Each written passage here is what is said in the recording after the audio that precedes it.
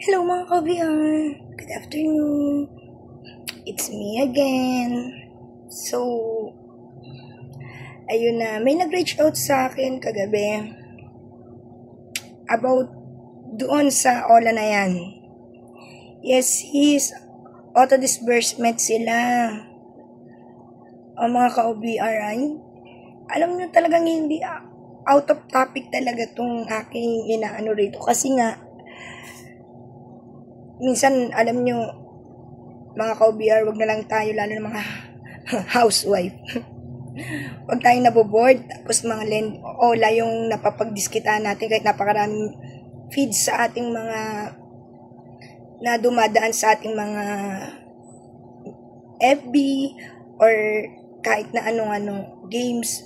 Wag na tayong maniniwala sa kanila or wag na tayong ma-curious sa kanila.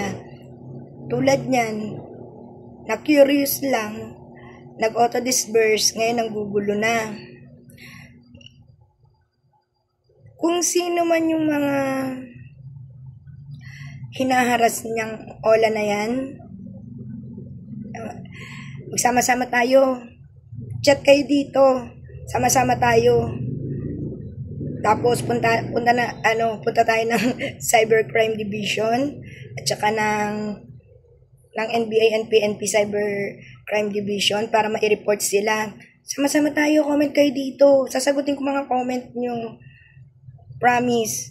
Kasi hanggat hindi sila napapasara at alam nilang natatakot tayo sa kanila, or ako hindi ako natatakot kasi wala naman akong utang, which is sis yung nag-reach out sa akin kagabi. Same tayo. Gusto nating ibalik yung pera. Which is, ang gusto nila, ibabalik yan, may tubo. At kahit na siguro, ibalik mo yan and wala kang proof na nagkasundo kayo na ibabalik nyo yung pera, iharas pa rin kayo kasi thinking nila may utang pa din kayo.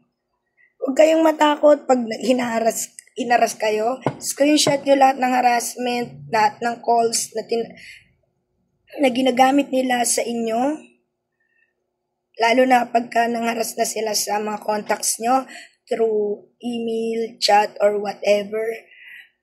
Kunin nyo yung mga screenshot, yung numbers, saka natin dalhin sa cybercrime, PNP, krame, or saang magkita-kita tayo para matigil na yung yung Ola na yan.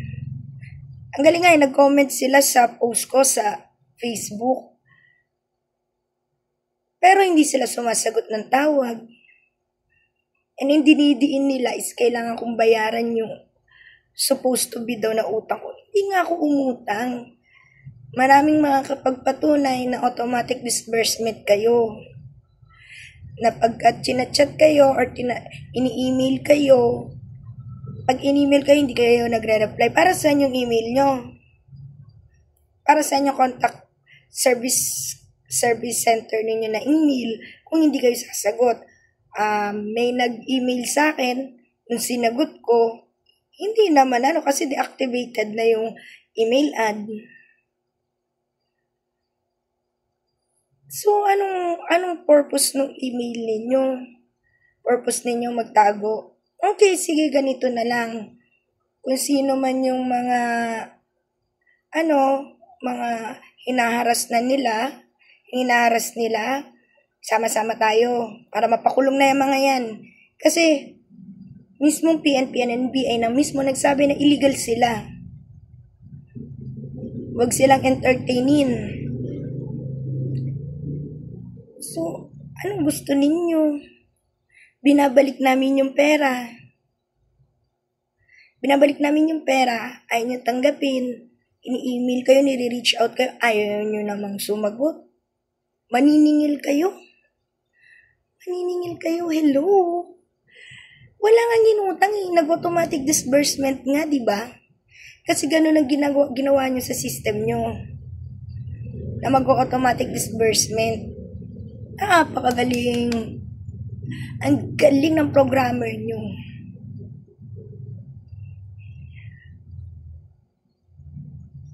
Baka yung mga sindikato. Alam ninyo, kahit ipadala ninyo ng ipadala sa mga contacts or friend ko sa sa Facebook yan, alam nila hindi ako nag-oola eh. Alam nila, makalikot ako sa phone. Pero alam nila, hindi ako nag-oola. Lalo na laki-laki ng ano ninyo. Laki-laki ng tubo ninyo. Hello. Mangutang na lang ako sa tao. Kaysa sa inyo. 100% halos yung tubo nyo. Eh di wow. Kalukuhan ninyo. Kaya kung sino man yung dito, na biktima niyan, magsama-sama tayo, kita tayo sa isang place. Diretso tayo NBI Cybercrime Division. Gather nyo lahat ng evidence para mapasara na yan. Hindi nyo ako matatakot kasi wala akong utang sa inyo, hindi ako umutang sa inyo. Which is, ninyo ako, oo, padala nyo yung picture ko. Gagawin nyo sa picture ko, tititigan nyo, wag, pakulam nyo. Ipakulam nyo, huwag nyo titigan, baka ma-inlove kayo sa akin, ha? And hindi ako nagtatago. Hindi ako nagtatago sa inyo. Andito lang ako. Come on, punta kayo dito. Punta kayo dito sa bahay. Gusto nyo bayaran ko yon? Sige, bayaran ko. Pero, babayaran tayo, NBI at sa police. Diretso huli kayo. Hindi ako matatakot kasi wala akong utang.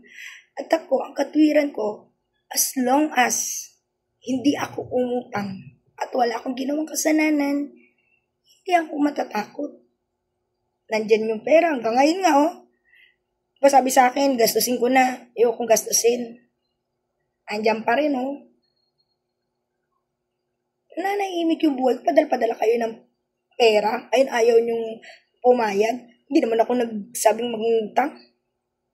Ang dami makakapagpatunay kasi ang dami ninyong in-scam at marami kayong tinitreat.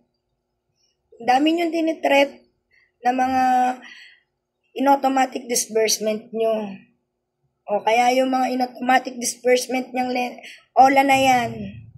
Sama-sama tayo. Huwag tayo matakot.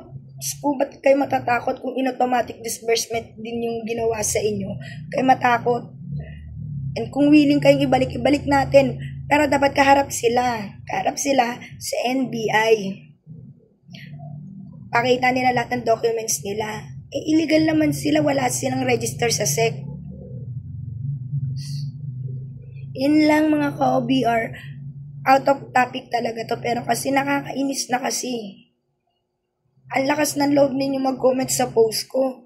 Pero hindi kayo makatawag. Sabihin ninyo pa. Iyaano nyo ako sa mga contacts ko. Pati sa Messenger. Hello, lahat nakakilala ko sa Facebook. Alam na hindi ako nangungutang. Lalo na sa OLA. Mangutang man ako sa tao. Yun lang.